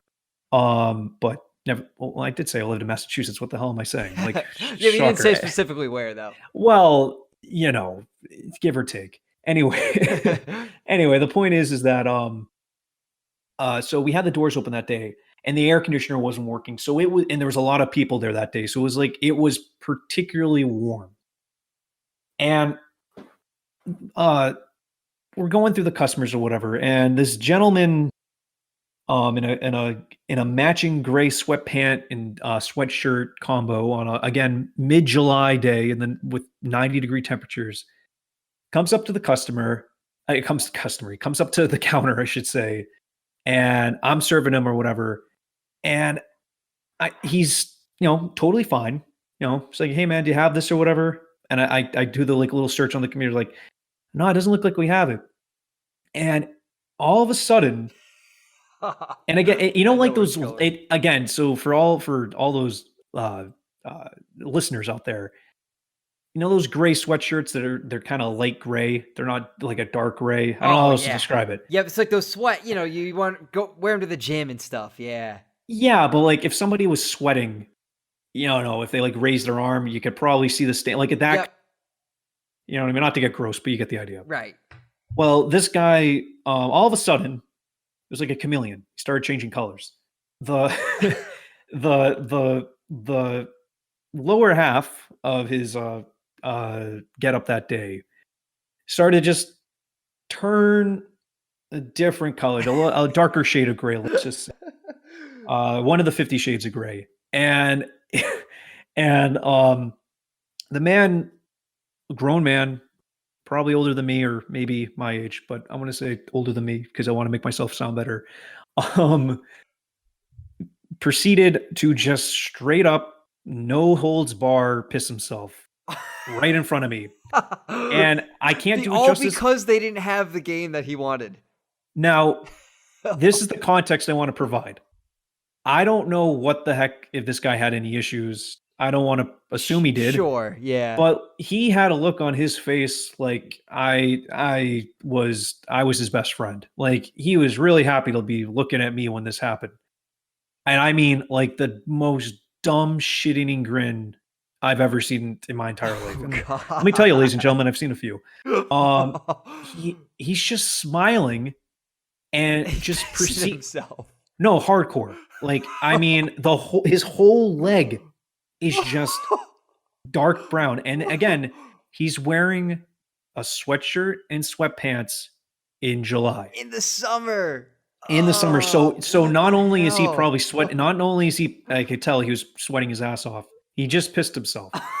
To which when I say we don't have it and look down to the object horror of what I'm witnessing, he doesn't bat an eye. He's like, all right, man, thanks. And he just walks out of the fucking store. Ew. And I am dumbfounded. My jaw is on the ground. I'm just like, and again, there's kids in the store, so I can't say this well, but like internally, I'm like, what the fuck? Yeah, man? you're like, what the hell? And you have to disinfect the store. So yeah, so then people like we get the little like we had carpet in our floor, which made things 10 times better. No, it didn't. But we had the I don't want to get gross, but you could smell it. You know what I mean? Like especially in the summer. Yeah, of course. Exactly. I got to reemphasize, by the way, this didn't happen cold. This happened like at the legit most pungent time possible. And this, we had like the little like wet floor signs out and everything. And we had the dry vac come out and everything. We had friggin' disinfectant. And everybody's like, what happened? To which where my employee, who was not one of my favorites, and I shouldn't say my employee, my coworker, he was like, yeah, that guy just pissed himself or whatever. I'm like, thanks for saying that in front of like 5-year-olds. Yeah, why do you have to tell them? Come on, but the dude walked out of the store with his friends and just proceeded to go about his day. like this is a normal thing. And who knows if he walked around the rest of the day looking like that. I mean, holy crap. Where I live, it's not. I wouldn't be honestly. He's one of the normies. Like he would fit right in with in the wonderful town I live in. But that's besides the point. Yeah, that was the most dumbfounded. I think. I mean, there's been a few times, like when I was in high school and stuff. Some people would say some, dumb stuff, but like that just didn't. I can't even wrap my head around what mindset you have to be in because, and I want to be careful how I say this because I don't want to assume what his mental state was at that moment. No, I understand. But he wasn't giving off the vibes that he, let's just say, had any issues. Right. You know what I mean? That's the key. And again, I'm going to assume he did it as a joke because he looks ridiculous. And even if you had issues, you'd still get hot. You know what I mean? Right. And he left with his friends, and he wasn't laughing. He's had a big shit-eating grin on his face, and his red's as red as like a friggin' apple. Like he probably did it as a prank or a stupid dare or something like that. And man,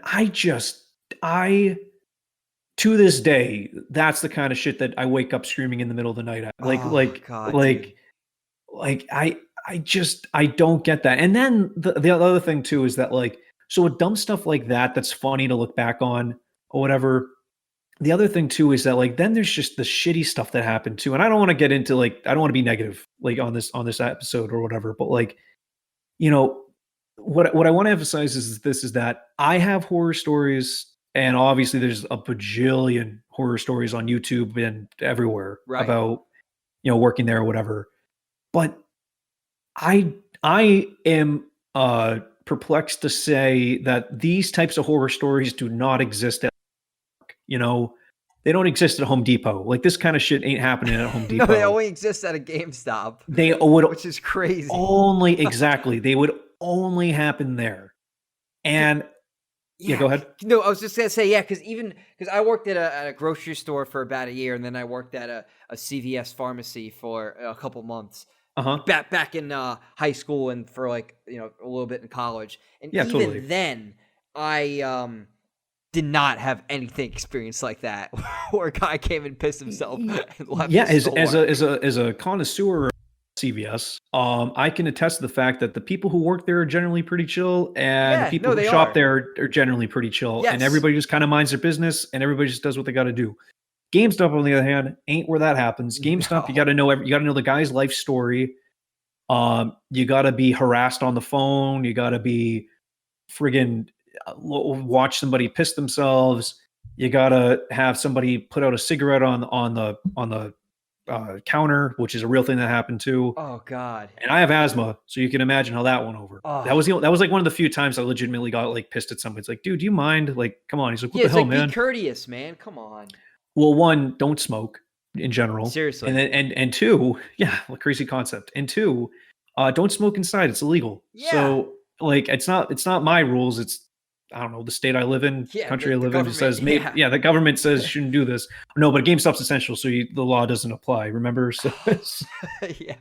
God. Oh man, those are crazy stories, dude. And I know you have a lot more, but I did want to and again, I really appreciate you sharing those and telling them, because they are oh my god, dude, I freaking love talking about this hilarious. shit. They're freaking hilarious. And I'm sure you have many more. And if you think of any other like last minute stories you want to tell before this episode's over, feel free to say them by all means. But Definitely, I'm recounting everything as we keep. yeah, awesome. Because I did want to hit on a couple of topics about, as we start wrapping this episode up, about kind of final thoughts about GameStop, because there are two things I really want to get into. Is it was announced that Reggie was going to be on the board of directors at GameStop, and so many people kind of freaked out and reacted about it in a positive way. I wanted to get your take on that. And I also wanted to know what your opinion of that guy on YouTube. I'm sure you heard of him, Camelot331. Mm-hmm. Rich had him on his Exposed podcast, and I heard about him before. I also wanted to ask you if, like, those stories that he tells, do you think those are true? Because it seems like he's true, and I don't really think there's any reason for him to be lying. But I wanted to know, as like, a former GameStop employee, was this guy like a household name in terms of people who work there and they kind of heard of Camelot 331? Are these conversations real? So I want to hit those topics, whatever order you want to do. So I'm going to start with the Camelot thing, and then we'll get into Reggie. Sure. So I like the guy. I think he's a genuine person. I think he's being truthful, because he's not. It doesn't seem like in his videos or like in the he had that he was doing it out of malice. You know what I mean? I agree. There are some other YouTubers who you can definitely tell are exaggerating.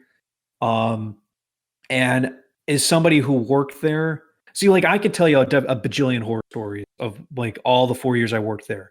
But I want to emphasize at the same time too, I also kind of liked working there at the same time, Sure. And I'm on your show to just express that. Like I want to reemphasize that like I worked there I could have left at any point, and yet I worked there for 4 years. So it obviously isn't hell on earth. Now, is there, again, as we've obviously alluded to this entire show, are there a lot of dumb things that company does? 100% there are. And I think what Camelot does is in exposing it. I think, I mean, as somebody who just got into the content creation realm, I think kind of making your entire personality about exposing GameStop is probably going to hurt him in the long run, because inevitably those stories are going to stop, and I don't know what else he's going to talk about. Right. And if GameStop does go under, yeah. But I don't want to, but I want to be fair to him and say, I like his stuff. I mean, to be honest, I'm not going out of my way to watch GameStop content all the time, just because, again, I work there. You are the front lines. Yeah. I try to avoid it sometimes, Right. but, No, totally. But I don't, hey, I respect his hustle. You know what I mean? I have no ill, good guy. And I don't watch his content individually, but I like the episode he did with Rich. I thought that was a really good episode. I thought he came off as really genuine. And so, yeah, I have no ill towards him. To your other point about him though, about like, was he like a name that we knew while we were there? Yeah. Nobody stood out as like the guy exposing everything. The GameStop Reddit was like our inadvertent way of finding out things and communicating with other people without, obviously, since it's anonymous, without ever like saying, who you were or anything like that. I'll admit I never posted anything there, but did I read the hell out of that? Yes, I did. And did I share things with people I worked with at the time when I read something that was preposterous? 100% I did. But I couldn't tell you who any of those specific people were. So there was no like, well-known expose person. Yeah, well, no well-known leaker or any like internet celebrity. Yeah, like I didn't know anybody who tried to like expose anything personally, nor did I ever hear anybody being fired because it did that either. But maybe he was chilling out on Reddit, and I assume he was because I bet a bunch comes from there. If I ran across something he posted, maybe I did. I couldn't tell you, to tell you the truth, but yeah, nobody in our realm of where I worked knew who he was, and I didn't honestly until I saw Rich's thing. To tell you the truth, like I shouldn't say that. I had definitely seen his videos recommended, but did I know who that guy was in particular? No, I did not. Okay, that clears up a lot of things, because I was just curious if he was well known or not, because I know he apparently got a hold of some GameStop conference call recently when they were talking about being essential. I didn't listen to the video, but yeah, he'd have to contact somebody and know somebody like on the inside, and that's never like when I worked there. I definitely was especially when I first started working there, a lot of people like to get the insider scoop, into which I said, not really. Right. You're just kind of like a general worker. Like, you knew some stuff going on, but not like, yeah, I had decisions. Oh yeah, of course. So he obviously has sources on the inside. And, the only thing I can say to that is that some people might look at that as being petty. It's like, dude, are you really going to devote this much time to trying to like expose this? And to his credit, what I will say is that if GameStop had any person there who had, who could tell you what day it was, which we're getting to in a sec, they would look at the criticism and be like, how can we fix this? And that's just not what they do. So again, to Camelot's credit, keep fighting the good fight. If you consider it that, I don't necessarily consider it a good fight. I just consider it a fight. Like, that's just what he does. But yeah, can't say that we knew who he was prior, or that we knew any person who was like exposing stuff. Gotcha. Okay. No, that's good to know, and I think that clears up a lot of things, because a lot of people are asking me that too. So I want to add that, because before I forgot. Now, I guess to kind of wrap up the show, let's talk about the future of GameStop, and specifically Reggie, because I think we talked about this a little bit before we started recording. I think we're in the same camp as this. What do you think about GameStop trying to get Reggie on the board of directors as a last minute or like last ditch effort to save the company? So one, I want to stress, by the way, I think Reggie Fils-Aimé is a great person. I really, really, really, really dig his style. Oh, me too. I love Reggie. I think how he muddled through what could be considered Nintendo's dark time by keeping a positive image and trying to get people excited while also making fun of himself, and understanding that he was kind of a meme, is brilliant. And because he never was a fan, and he went on saying, sorry to interrupt, but he went on saying this during interviews recently with Columbia University, that he wasn't a fan of the Wii U, and from the very beginning, and he said, guys, we need to change the name, and obviously people made a decision that he didn't agree with, but he still was able to be positive and really help shape the company. So I totally agree. I love Reggie. I mean, everybody points to that the thing he said when he at E3, where he got on the board and he's like, my body is ready, which is hilarious. But there was another thing he did when Smash Brothers for Wii U came out. He was on stage and they had a tournament, and he's like, he goes up on stage like, guys, I suck at Smash, but now that Smash, and he does the pitch, he's like, now that Smash Brothers is on 3DS and I'll have more time to play, I'm going to come back here next year and kick your ass. Yeah, the Hungry Box. Yeah, because I'm a Smash fan in that community. He said that to a professional player, Hungry Box, and he's like, I'm going to come up stage next time and kick your ass, and the whole crowd went crazy, like, oh, like, and it became such a viral video. Like, that's so cool.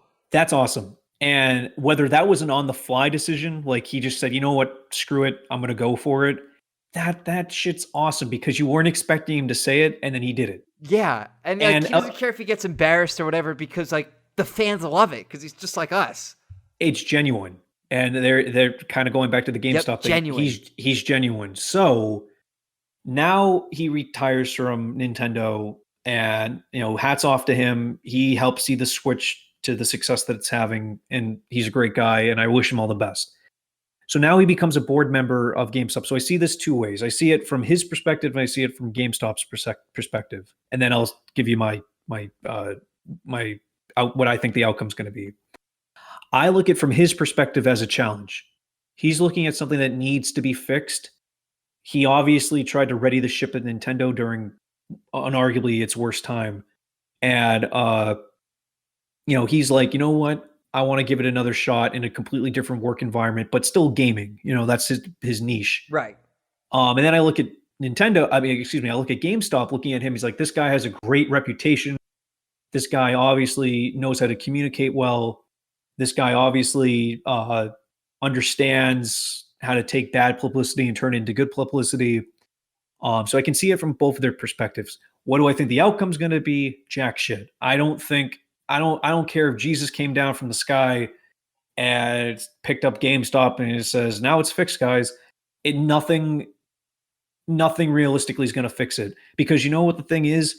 Reggie is now on their board, and they've had the worst PR they could possibly have in the midst of a health crisis. Absolutely. And there is nothing that peanut butter chocolate man can do than say, hey guys, I'm going to go back and play Animal Crossing New Leaf on my Nintendo 3DS. Yes, right. That's all he could say, and you and I would appreciate that, and it wouldn't change anything. Because for me personally, dude, I saw this as like a win-win scenario for Reggie. He was like, you know what?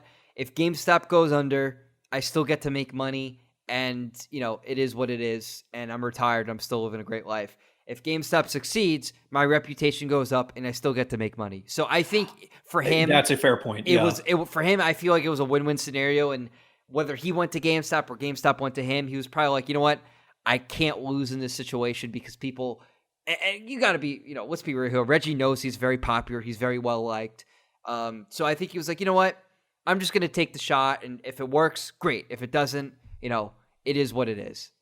Yeah. And I totally respect his decision to do it. Me thinking too. about it, Absolutely. Thinking about it, I'm pretty sure GameStop went to him with a big fat check and be like, hey man, we need your help. Probably. And to which he said, sure. And then, of course, the worst possible two things could happen. You have this health crisis that prevents people from going to your stores, and then you don't know how to handle it. And that wasn't his fault. And if it falls and people point the finger at him, that's not his fault. No, because he's on the board of directors, the CEO and stuff like that. They're making that decision. Exactly. So whatever influence he has, I hope, for the sake of the people that I know who work there, I hope it's positive. And if they go through a transition period that he somehow gets to oversee or influence, I hope it's positive. I think he had a lot of success before Nintendo too. Yep, like he Pizza did, Hut, man. Yeah, he did a lot of other stuff beforehand, and he obviously ain't starving. So I genuinely wish him the best of luck. I do genuinely. I don't want, so as a, again, management minor with a focus in economics hat on right now. Nice. I don't want any. I don't. I try. I don't want any company to succeed. I want every company to succeed. Wait. Let me rephrase that. I think I said I don't want any company to succeed. Sorry about that. No, dude. Record scratch. Let me start that again. Yeah. I don't want any company to fail. I don't want any company that has the prospects of doing well to diminish or miss an opportunity, especially one that I have some personal connection to. However, if the writing is on the wall and they refuse to read it, that's their own fault. So if the sign says stop, warning, do not cross this bridge, and they are driving at 110 miles per hour and then fall off the bridge and say, I didn't see a sign, well, the best analogy I could come off the top of my head, it won't work. But I would love to see GameStop downsize a little bit and maybe transition to be like that hobby place where they sell retro stuff. They have like a gaming table. They have like a TV set for people who play Smash Brothers. They sell like it's like a coffee place. You go get like a coffee, or a little bit older, you get a and you just chill out. They have couches put out or whatever. They may have some board games, and it's like a GameStop. Like they actually live up to the name GameStop. This is the stop. This is the place you stop when you want to game. That's how I think they need to handle it, because again, with the digital distribution, that gives people a reason to kind of hang out there. And maybe they do a style like, hey, you could play all these retro games you want. We have a setup for like a fee for a certain amount of hours or whatever. Like charge, because I have a place by me actually that's really cool, that they have all kinds of arcade machines and retro stations, and you can either pay for the day, like $25, and you get the whole day, which is like from 12 p.m. in the afternoon till like 2 o'clock at night. That's awesome. In the morning. It's awesome. And they have retro games and stuff like that. I feel like if GameStop did a model like that, it would work really well for them with their retro games and with their, maybe set up some arcade stations and things like that. Be like our true GameStop. They got to do something differently, because their model right now is not going to work. Yeah, if they can't compete in the retail space, they can definitely compete in the recreational place. Yeah. Wherein, like, I don't know if they're popping in New Jersey, but where I live, there's this really, really great place north of Boston in Cambridge called A4Cade. I've heard of it because I was actually in Cambridge recently.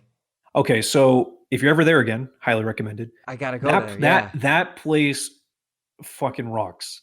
It is so much fun. They have arcade machines everywhere.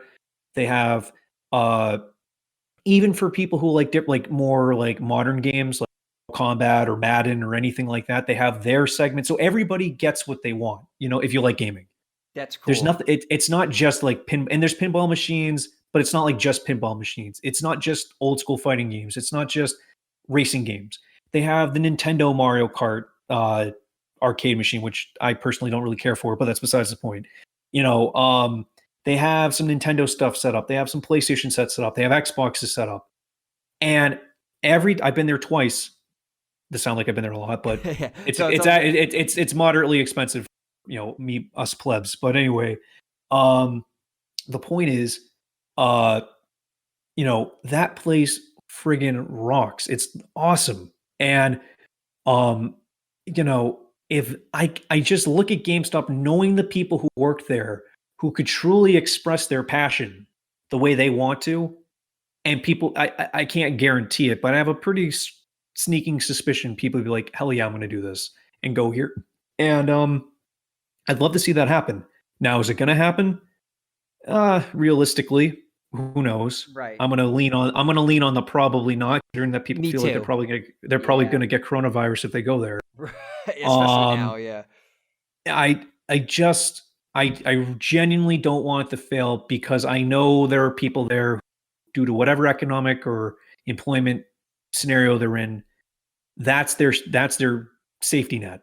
And exactly. if they lose that, they have nothing. And I don't wish that on my worst enemy. No, I never wish for like you. I don't wish for any company to fail, to go under, to go out of business, because the workers really hurt from that. And even people, even in regular mid-level management, or just regular old people, mid-level salaries, and they need that too. So I'm 100% with you, dude. Totally.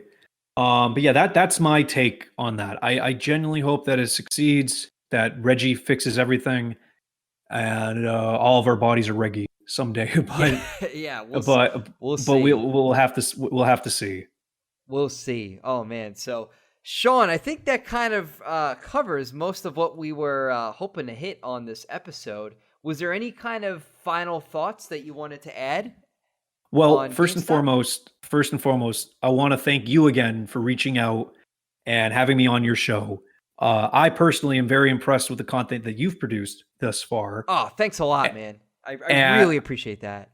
No, dude, you got your shit together, and you can tell by your enthusiasm and the way you guide conversations or whatever. I genuinely think that you got your shit together, and I wish you the best of luck. Thanks, going dude. forward. It means a lot. Now I'm for your show as well. You just and got now ReviewTechUSA on. I'm gonna put my shill hat on and say, Hey guys, this is Sean from the We Should Do a Podcast.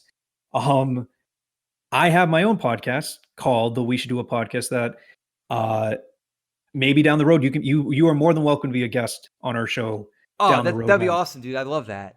Definitely. I think I think there's more stuff you and I could probably talk about. Absolutely. I can kind of tell by the way we've been talking for the past hour or some odd that I can see some stuff happening in the future. But no, seriously, again, thank you. If you liked me, if you like what I have to say, I'm on a podcast with two very good friends of mine called the We Should Do a Podcast. We try to release episodes every week. Considering what's going on, sometimes that doesn't happen. But I had a really, really, really, really special guest on today. Rich from ReviewTechUSA was on my show. Yes. And I generally, just as a shout out to him, and if you're a fan of his, I'd give it a listen. He really, really went out of his way to be generous to me, be supportive of me. And now that Justin here has been supportive of me, I have to return the favor to him as well. I appreciate that, Sean. That's so awesome. And any of your social media and everything like that you want to plug, I'll also have a link in the description of this podcast as well. It's on Spotify, Apple Podcasts, the big ones. So I'll link all the places you can listen to your show. And do you have any social media that you want to plug? Yeah, totally. So first and foremost, we're big on Instagram. Our Instagram is at the We Should Do a Podcast. My personal Instagram is at I'm Sean W McCarthy. If you find the podcast, you'll find me. I'm one of the podcast only follows the host of the show. So I'm one of them. But yeah, if you want to follow me, check out stuff I'm doing. That's a great way to follow me there. But yeah, if you're interested in the show, we always post our updates there. And we also do independent stuff as well. So yeah, if you feel free to follow me if you want to. Awesome. And again, all that stuff will be linked in the description. So they'll see it right away and where to listen to your show. So I think that pretty much covers everything on this episode of the GenerationZen / We Should Do a Podcast special collaboration, because this is a lot of fun. And Sean, again, thank you so much for reviewing all those stories, because I learned a lot on this episode. I hope a lot of people learned something too, and there was definitely a lot of good laughs in there. Yeah, man, this was a blast, man. This was a lot of fun. Today was a really good day. It was a pretty solid day. Today was a solid day, and we all need it right now with hell yeah. everything going on. Seriously, any kind of little laugh and kind of escape from reality that we can take. We need it. And it definitely, this conversation, this episode definitely helped take my mind off things for sure. So Sean, thanks again so much for coming on the episode, dude. Thanks, man. We'll be in touch. And everyone, thanks again for listening to this episode of the GenerationZen podcast. We'll be back with more episodes soon, and we'll see you all next time. Later, folks. Take it easy.